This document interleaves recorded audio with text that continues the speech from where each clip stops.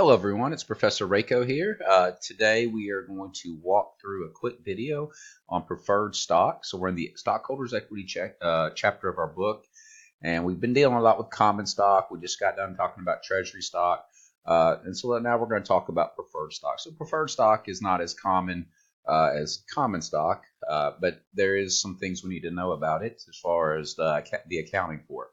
All right, so one of the main things about preferred stock is it has a preference as to dividends. And notice here it's like a percent of par value, right? So basically what you're going to do is take the preferred stock dividend is going to equal the total par value outstanding of the preferred stock times whatever percent is attached to it, right? So it's a similar calculation to like getting your interest where you took the total face value of the bonds times the percent that was attached to the bonds.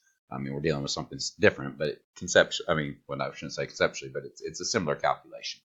All right, and so the percent of the percent will always be given to you in the problem. So you'll just take the total par value outstanding and then multiply it times that percent, and that tells you the preferred stock dividend. All right, a couple other things about preferred stock. They have preference to assets in the event of liquidation. If you go back to the common stock, we said they have they have a right to some of the stuff during liquidation, but preferred shareholders get preference to that stuff.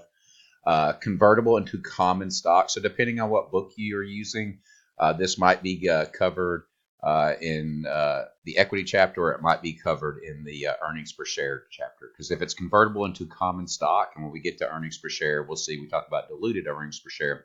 If something's convertible into common stock, that means there's going to be more common stock outstanding, which will dilute earnings per share. So convertible preferred stock is considered a dilutive security. So we'll talk about that in the future. It could also be callable at the option of the corporation, and typically it's non-voting.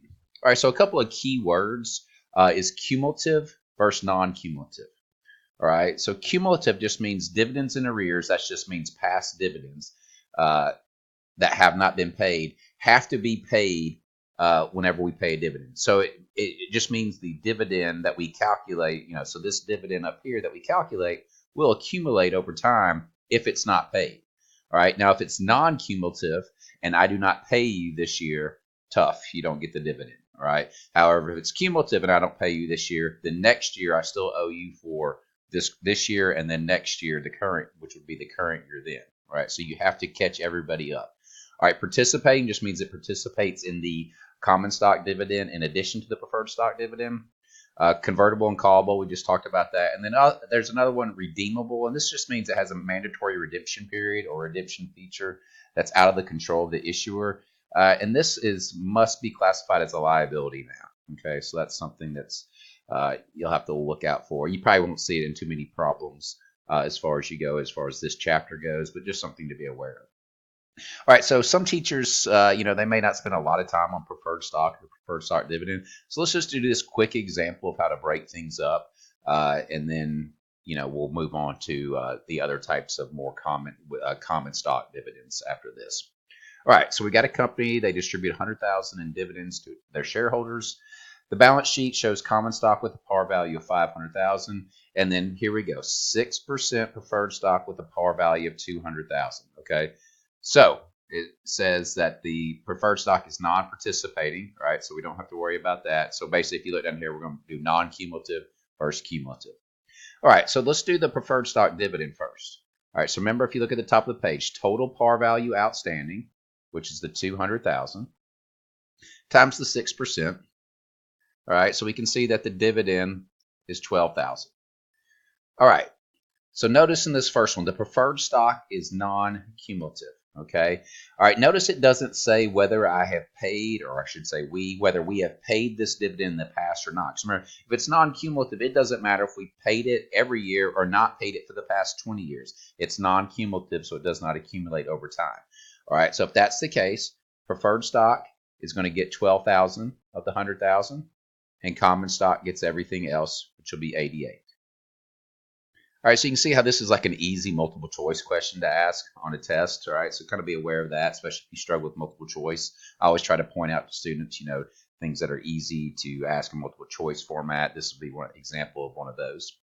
All right, so the next one, the preferred stock is cumulative. Okay, then notice it has not been paid in the last 3 years. All right, so let's look at that.